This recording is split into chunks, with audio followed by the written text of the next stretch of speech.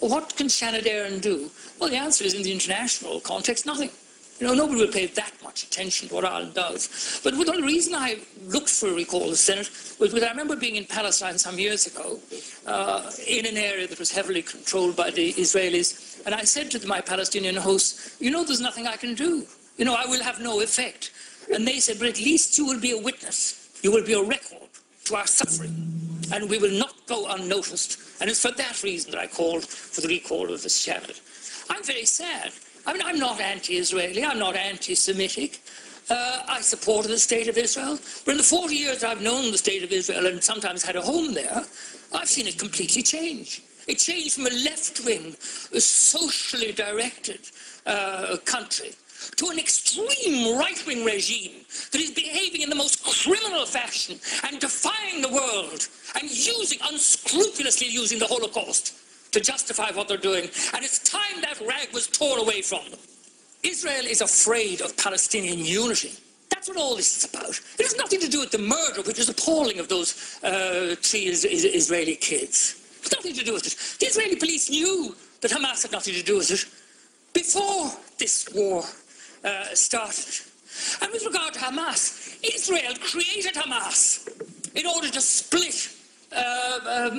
Fatah. So they're responsible for Fatah. And I had that confirmed at the highest level in the foreign ministry in Jerusalem some years ago.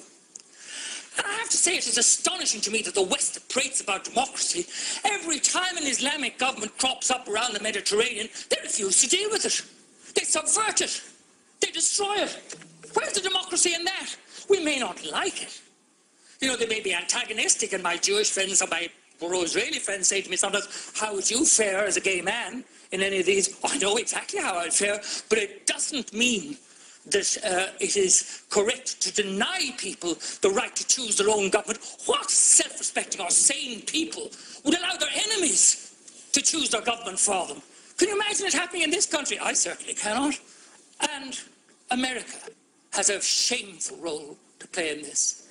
Israel could not get away with these disgraceful acts of international piracy and brigandage if it wasn't for the protecting shadow of the United States of America. And I condemn President Obama for his utter inaction. And I have to say, I was taken a bit aback when I saw they'd added in Ukraine, which is irrelevant. It's a bit of whataboutery. What about Syria? What about the Congo? What about Iraq? What about everything? What we should focus on is the one thing it does, Minister, is it shows the extraordinary discrepancy. At the instructions of the Americans, we're prepared to boycott, to go in after the Russian banks, to do this, that, and the other. And what do we do about Israel? We don't even mark a protest note with our vote in the Human Rights Commission of the United Nations. I think that's shameful, absolutely shameful. And as I interjected, it would be better to be one country in the right than with all the rest of them in the wrong. There are no words to describe what happened yesterday in Jabalia. 6 attacks on schools, and these are deliberate. I have no doubt. Because you had 3,300 people sheltering there. They'd been directed there by Israel. The coordinates were given 17 times. How could anybody claim that they didn't know what they were doing? Israel's policy is shoot first and weep afterwards. Oh, did we hit children? What a terrible tragedy. Nobody believes you anymore. You're doing this to exert pressure on Hamas. But I tell you this, you will not resolve this problem until, as we did in this country, you involve both of the participants. There's no point in having any kind of an alleged truce that only has one side in it. It was laughable, the rubbish produced by the Israelis, the Americans, and the Egyptians. They didn't consult Hamas. I mean, that is just utter, absolute madness. And Tony Blair was involved in it. My God, that man is shameless, utterly shameless. He should keep his face out of the Middle East after what he and George Bush on the other side done. Yes, there were 3 mothballed schools used to store weapons. But this was discovered by the UN and reported by the UN, not by the Israelis. Then there's a situation where entire families are obliterated. In one case, 20 members of one family slaughtered.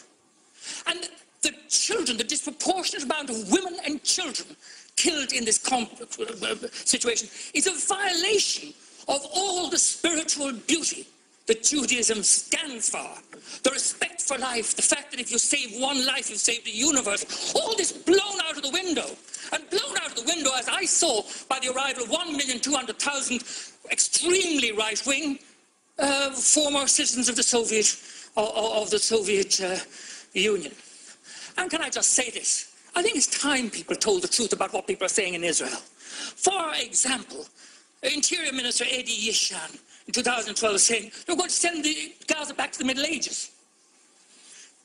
Defense Minister Matan Vilnai said they were going to visit the Holocaust on the Palestinians. That's Nazi talk. I'm not saying that that man's a Nazi. He's describing himself as a Nazi. What to do? First of all, remove the embargo. That has to be done. Then, the Euromed agreement.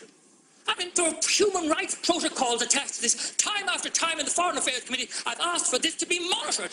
They won't even monitor the human rights agreements. What human rights are there when there are thousands of women and children being killed and injured? Israeli goods, particularly in the settlements, should be boycotted. And I believe there should be an expulsion of the Israeli ambassador.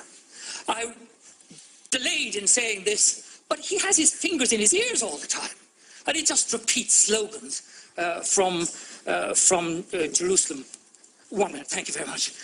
I've had a very considerable volume of correspondence, 90% of it supporting the Israeli side.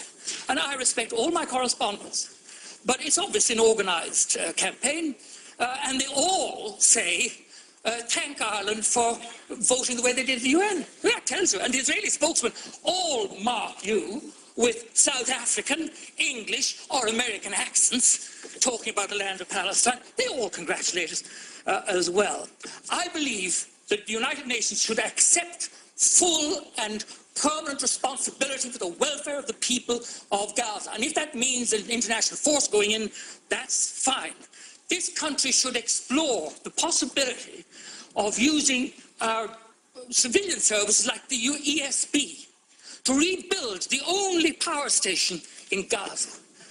If I can end on this, I mean, cutting off the electricity to people who are squeezed into this appalling punishment camp, and then cutting back on the food imports and saying, and this is where I say it's Nazi, saying they're placing the people of Palestine on a diet. What a contempt that shows for human beings. And we should stand against that contempt and with human rights. And I'm with human rights, whether they're Israeli, gay, women, black, whatever they are. I'm not changing my position. I'm not anti-Israel, I'm not anti-Semitic, but I am pro-human rights for every human.